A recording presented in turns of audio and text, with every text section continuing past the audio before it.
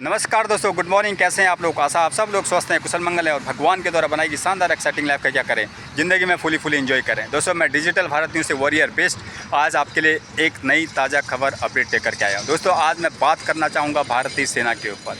भारतीय सेना में पिछले कई समय से लगातार शहादत बढ़ती जा रही है। दोस्त, हमारे जवान शहीद होते जा रहे हैं, जिसके पीछे बहुत बड़ा एक मनोवैज्ञानिक कारण शायद आपको पता है या नहीं है। मैं आपको बताना चाहूँगा कि ये अग्निवीर योजना भी इसका एक बहुत बड़ा क्या है फैक्टर है। तो दोस्त, जो अग्निवीर योजना चलाई जा रही है, आज दुश्मन देश को पता चल चुका है कि सामने वाला जो अपोजिशन है उसकी जो ट्रेनिंग है वो ट्रेनिंग एक उच्च कोटि की ट्रेनिंग नहीं है ना। मैं आपको फॉर एग्जाम्पल भी आपको मैं क्या कर सकता हूँ, बता सकता हूँ। आप दुश्मन को पता चल चुका है, जहाँ आज मिलिटेंसी, जब कश्मीर में आप बात करते थे ना, हम बात करते थे, आज 370 आता है। आज कश्मीर में भी अमन चैन शुरू हो गया।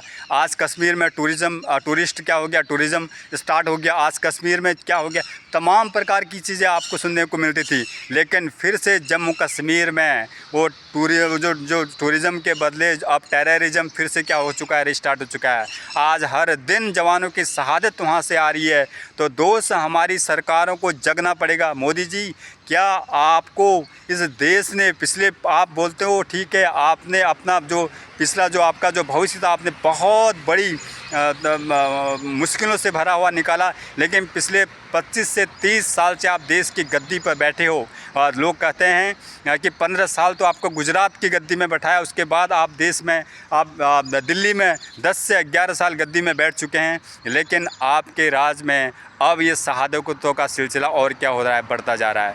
और आपने सिर्फ जो सेना के अंदर अग्निवीर का जो प्रैक्टिकल करके जो सेना को कमज़ोर करने का काम किया है, सेना को कमज़ोर करने का, मनोवैज्ञानिक तौर पर सेना को कमज़ोर करने का काम किया, फिजिकली तौर पर सेना को कमज़ोर करने का काम किया। जो सेना में जो एक व्यापार प्रथा, सेना में जो नौकरी करता है, कौन कहता है कि सेना में पैसे के लिए आदमी नौकरी करता है? जो सेना में जो व्यापार को सिर्फ आपने जो अग्निवीर का ट्रायल था वो सेना के ऊपर, आप कहीं पर भी इसको लागू कर सकते थे। आपको पुलिस पर, आप अर्धसैनिक बलों में, आप कहीं पर भी उसको आप लागू कर देते। आप देश में एनसीसी के ऊपर ये वाला क्या करते, प्रैक्टिकल करते, तो हम कहते कि हाँ यार, कि आपने बहुत अच्छा काम किया।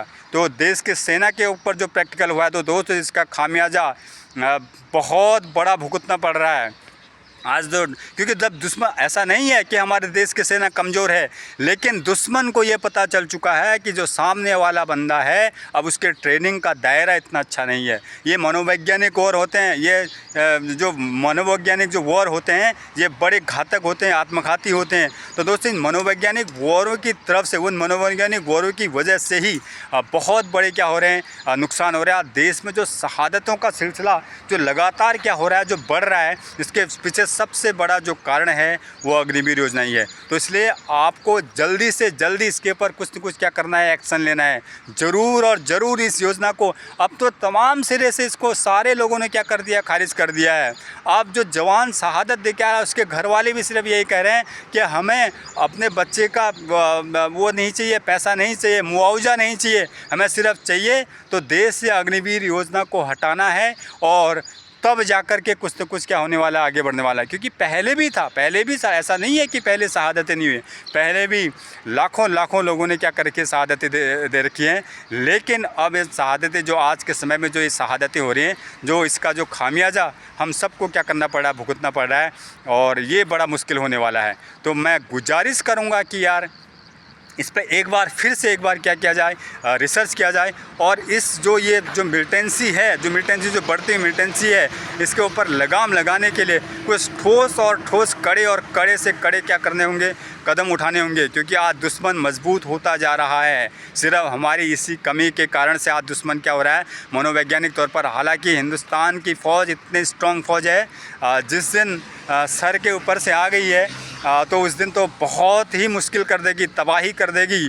और लेकिन ये जो छुप के जो वॉर होते हैं दोस्तों, आज आप कहते हैं ना कि यार हिंदुस्तान की सेना जब इतनी बड़ी स्ट्रॉन्ग है, ये फिर भी ऐसी शहादतें क्यों रही हैं? जो वॉर, जो ये टेररिज्म के जो ये आतंकवादियों के जो ये वॉर होते हैं, अटैक होते हैं, ये आत्मघाती होते हैं। क्योंकि जिस दिन बॉर्डर से एंटर करता है, जिस दिन किसी कोई आतंकवादी बॉर्डर से क्या करता है, पाकिस्तान से हिंदुस्तान के पीओके से हिंदुस्तान की तरफ आता है, उस दिन उसको निश्चित पता होता है कि मेरी मौत अब निश्चित है।